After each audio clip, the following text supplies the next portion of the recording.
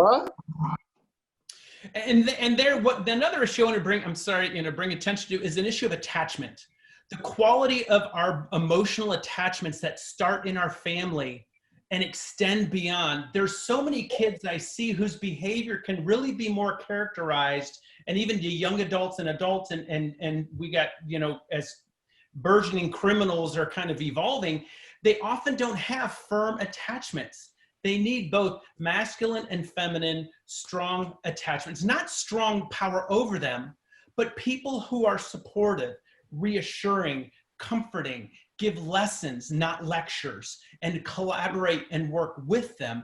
And that's where, if we don't address our attachment problems, then we're going to continue to perpetuate the communication issues, because people with issues with attachment don't really communicate well. Thank you. So the next question I have here says, let me go back a little bit. When will we ever see the shift from incarcerating non-violent criminals, which is punitive, to the judicial system that would mandate mental health treatment, specifically for juveniles? So, is there something that would ever happen? Is there something that should happen? Is that my question? Yes. Thank you. Okay, I want to make sure I understand the question. Dr. Fisher has given me a great deal to think about when he talks about attachment issues and ultimately being broken by the culture. I'm sitting here taking notes and sort of processing it. When you start talking about juvenile, and I don't do a bunch of juvenile, most of the juvenile stuff that I do is juvenile charged as adult. So the juvenile has either committed murder, armed robbery, rape, or 50 kilos of cocaine. So the juvenile 15, 16, in Georgia, an adult 17 years old, the juvenile is being treated like an adult. The juvenile is basically in adult court. I've learned that although there may be a certain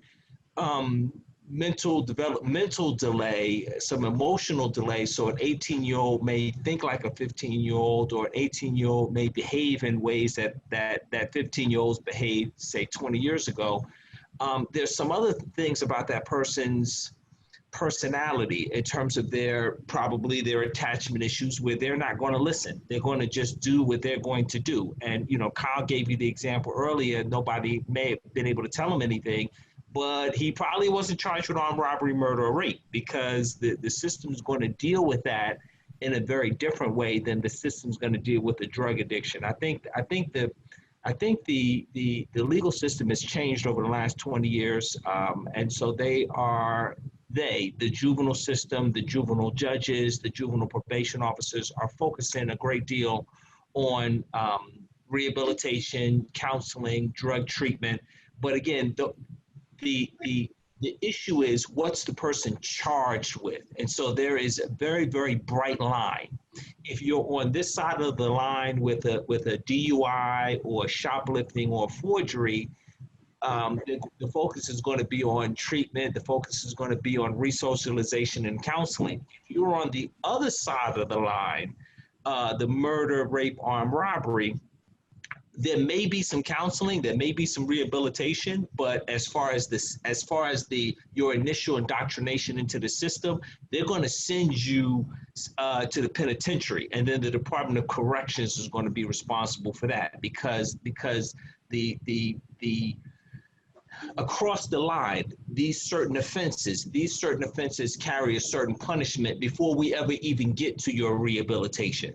That's the sort of general, and whether that be broken by the culture, however that is, there's a certain mentality. If you commit a kidnapping with bodily injury, or you commit an aggravated child molestation against a child, you're going to be gone for 20 years. Now, what happens in that 20 years, that's going to be up to the Department of Corrections. So I think there's just a differentiation between what I would call misdemeanors and maybe a light felony, and more aggravated crimes. Aggravated crimes, Deion Washington and I, that's probably never going to change. Somebody got raped, armed robbery, home invasion, somebody got burned on the back. I mean, just horrific.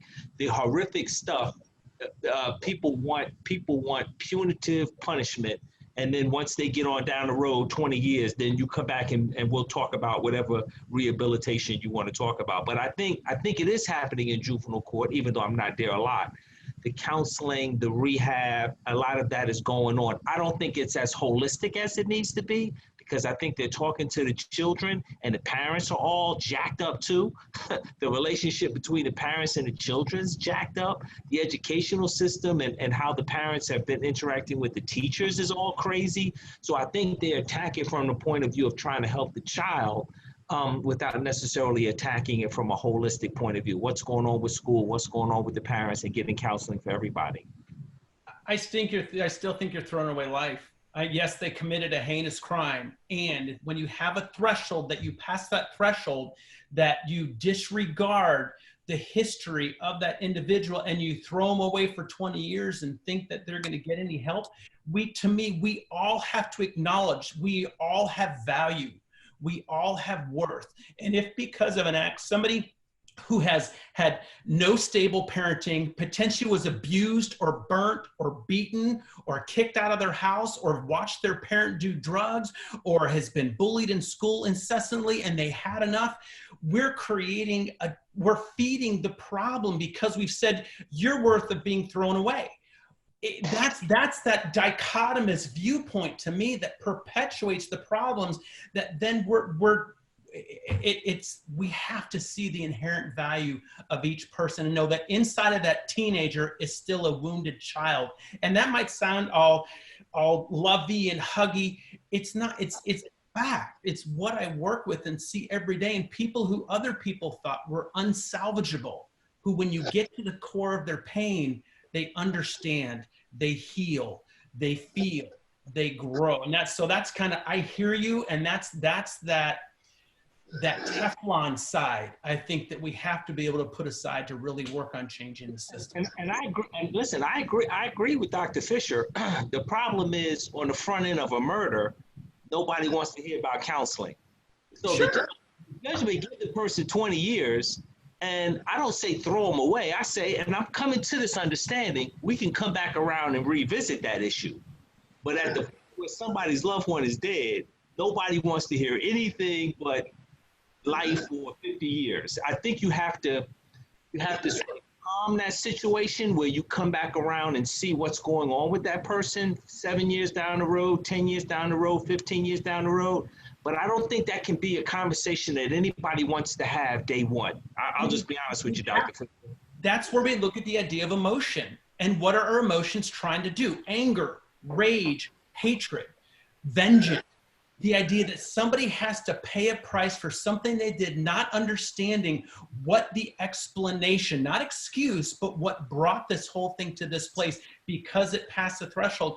We have to look at our emotions and our understanding and how we're playing them in another culture that lead to nobody listening to each other, that don't lead to meaningful communication to find meaningful solutions. Because this is also going to help people not hide, not avoid, get help when they need it, rather than waiting until things explode and blow up, and therefore create the job and a bigger job for law enforcement. Does that understand? No, listen, I agree with you. I just know that the system, when they hand down a 20-year sentence, there's a certain calming of the family who have been identified as victims who's lost their loved one. If you take my wife, I might get to the point of having enough emotional intelligence to calm myself.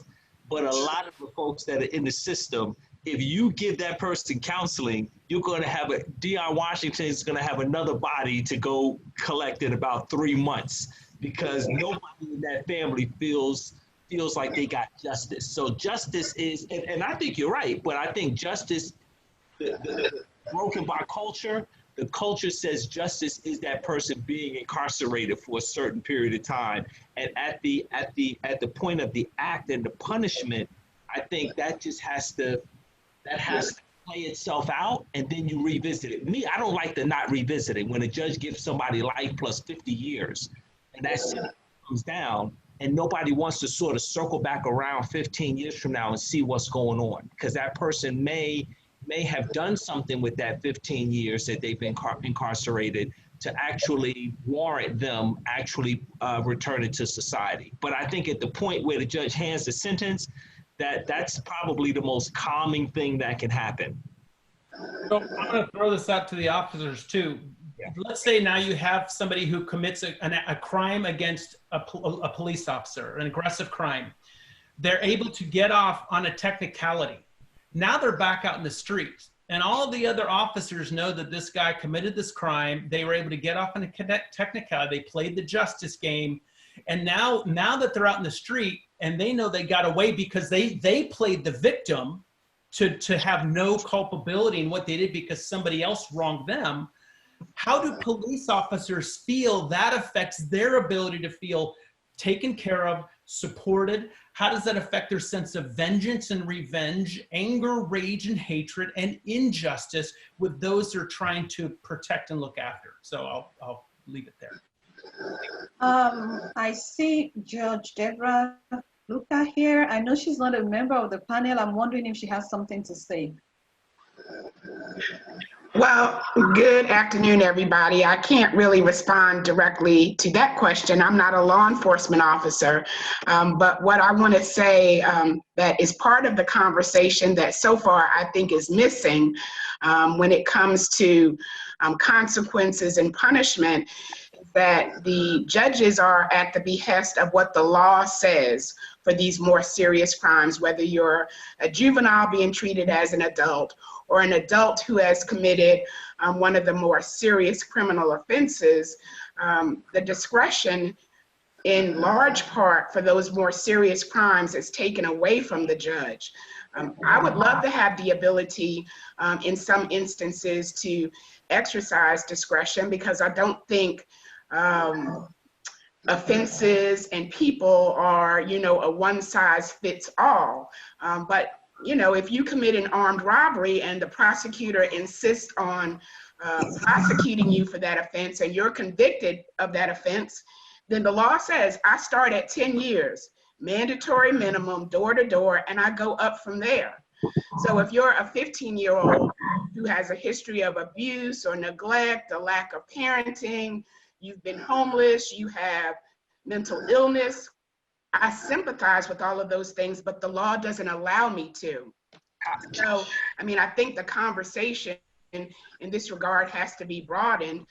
People need to reach out to legislators. If you want judges to be able to exercise discretion in appropriate circumstances, then that's a conversation that starts with the legislature.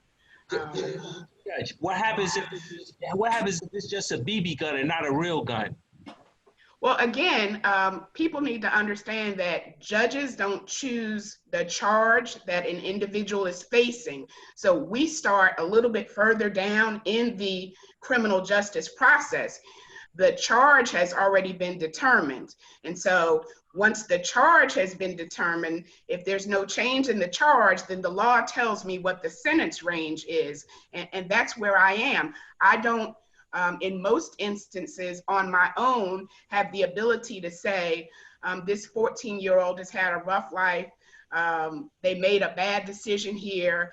I think they can be rehabilitated. So I, on my own, am going to treat this armed robbery as a lesser charge of robbery and give you a chance. I don't have that ability as a judge. And so people need to understand, I don't sit up there in a vacuum. I don't sit up there without the ability to empathize in certain circumstances. I don't sit up there without the thought process that I would like to treat someone different or would like to equalize the treatment of people in different circumstances, but my hands are tied.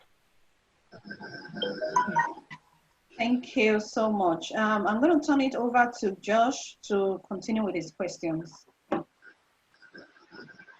Sure. I got one more question from the audience that I want to direct for Mr. Lewis. It says, are there question about arrests regarding drug arrests? Do we think that there is going to be any changes that will be made for non-violent drug arrests and maybe consideration of rehab instead of jail drug. That's something that's implemented already currently with drug court. Is that something that's looked at from a different perspective when you have criminal clients that are dealing with strictly drug offenses, possession, use, rather than, that's a question from the audience. I want to make sure I understand the question. The question is give me the question again. The question involves drugs and rehab. I think that when a person is on their first drug arrest, and that's all that there is an emphasis on trying to do two things. One, trying to get the person to curtail their drug use, and that's rehab. That may be drug court. That may be some other form of accountability court or DUI court. But there's also trying to make sure that arrest, if it's an arrest for drugs, doesn't follow them. And so there are programs like conditional discharge, which will get that arrest off your record. There's first offender, which will get that off your record. But typically, and obviously Josh has seen this while he's been with me, typically the drug offense will come as the first offense. That's the check engine light. The check engine light comes on, and then the client says, oh, I just want to unscrew the bulb, just resolve the case and just keep it moving. Do you want to get into the broken by culture? I like that, Dr. Fisher. You want to get into how you've been broken by the culture and getting into the drug use? No, I'm not worried about that. Just resolve the case. And so maybe you resolve it with a conditional discharge, and then they come back on a light felony, a forgery. That's the second light coming on. That's the omission light coming on. And they're like, no, I don't really want to address the dysfunction underlying that either. So you unscrew the bulb again and you just keep on driving. You understand? Somewhere down the road, the car conks out. That's the big charge. That's the armed robbery. That's the aggravated assault. That's the kidnapping with bodily injury. That's the home invasion. Well, now we get to Judge Fluka. Now the law says you got to do a mandatory minimum 15, and the person says, wait a minute, but I didn't have any notice, sir. You were notified back with the cocaine arrest. You were notified with the cocaine arrest. So people say this thing like cocaine, nonviolent. I don't really quite know what that means, unless what they're saying is they want to legalize all drugs. And I'm okay with you legalizing all drugs. Just understand when you legalize all drugs and drug arrests go down, domestic violence is going to go up. Because I don't know if anybody else wants to talk about this. A lot of the domestic violence has an alcohol and drug component to it. So once you legalize drugs in the broken by culture that Dr. Fisher's told us, and you legalize cocaine and you legalize marijuana, you're going to have more domestic violence. So I don't like the disconnect where people are talking about different things as if they're not interrelated. The people are living together. If he gets drunk or he gets high and he has, and what Dr. Fisher say? The attachment issues, those attachment issues are going to manifest themselves in domestic violence. So before you quit to run out and legalize drugs, make sure you understand what the impact is. Nobody's told me that, but my 20 years doing this has told me, you legalize drugs up and down because they're non-violent, you're going to end up with a lot more women harmed as a result of that. A lot more domestic violence, and most of the domestic violence is man on woman. But you know what I'm talking about. Yes, absolutely. Thank you. So Josh, I have a question. How many of you all look at the media as being a strong component of the issues of police brutality we're talking about, and the perpetuation of the problem that we're seeing right now, and why? If that question is directed to me, I just think there's a disconnect. People are talking about different things at different times. I'll give you an example. I was on LinkedIn, and somebody said they were praising the mayor and praising the superintendent for going online schooling so that children wouldn't have to come to school. Okay, so they were promoting it. They were saying that was a good thing. Okay, that's a good thing because they thought the governor wanted to create a situation where there might be greater deaths in the Black and brown community. Meanwhile, in Tennessee, you have Black parents who are complaining that going online is some type of white conspiracy against their children to create an education gap. Listen, as a Black man, I like a level playing field. So if you're going to praise the mayor and the superintendent for doing online, then go up there and tell the woman in Tennessee, the Black woman in Tennessee, that we're doing this to protect her children also. You can't praise Black leadership here in Atlanta for the same thing that you're excoriating white leadership for in Tennessee. That's just not a level playing field. So I think what happens is the media takes pieces of what they want, and they exacerbate the piece of what they want, Rob, and they don't talk about it in any sort of interconnected way. We're going to legalize drugs, and we're going to also be part of the Me Too movement.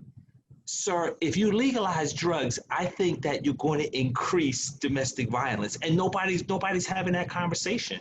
And that's what I really think is the problem. That's how I think the lack of interconnectedness in how these problems impact one another is I say is disingenuous, because I don't think I'm a genius. I think somebody else has to recognize this. So I think it's disingenuous, but it further exacerbates the problem as far as I'm concerned.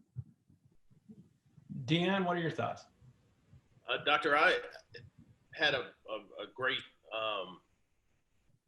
opportunity and privilege to work with the media on behalf of the Gwinnett County Police Department every day as the department spokesman. So it doesn't take long for you to start to see that the media's job is not necessarily to inform the general public.